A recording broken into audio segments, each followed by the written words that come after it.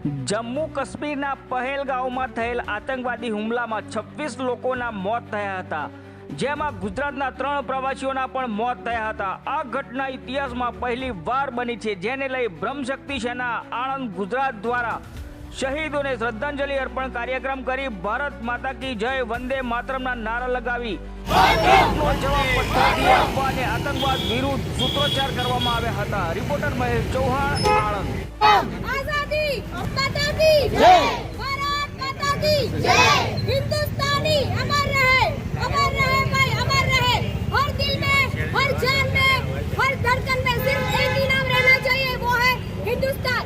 आज हमारे हिंदुस्तान पर जो आतंक हमले हुए, जो दृष्ट घृणिता हुई है, उसके विरोध में हमारी एक ही अपील है, इनका जवाब पत्थर से मिलना चाहिए।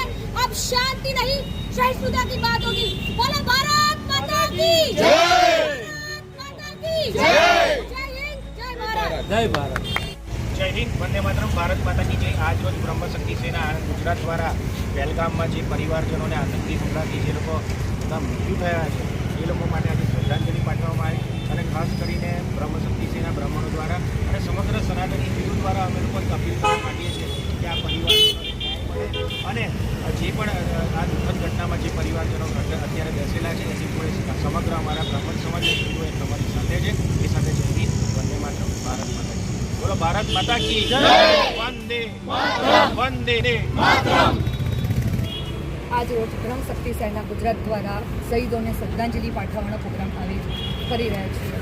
કાલે જે જમ્મુ કાશ્મીરના પહેલગામમાં જે આતંકવાદી હુમલો થયો તેના માટે સરકારશ્રીને અમારા તરફથી નમ્ર અપીલ છે કે આનામાં કડક ને કડક કાર્યવાહી કરે। ઈદનો જવાબ હવે પથ્થરથી આપવાનો જ સમય આવી ચૂક્યો છે અને અમે સમગ્ર બ્રહ્મ સમાજ અને સમગ્ર હિન્દુઓ અમે એની સાથે છીએ, એ પરિવાર સાથે છે અને સરકારશ્રીને અપીલ છે કે પરિવારને સરખો ન્યાય મળે, એના માટે અમે અપીલ કરીએ છીએ। વંદે માતરમ।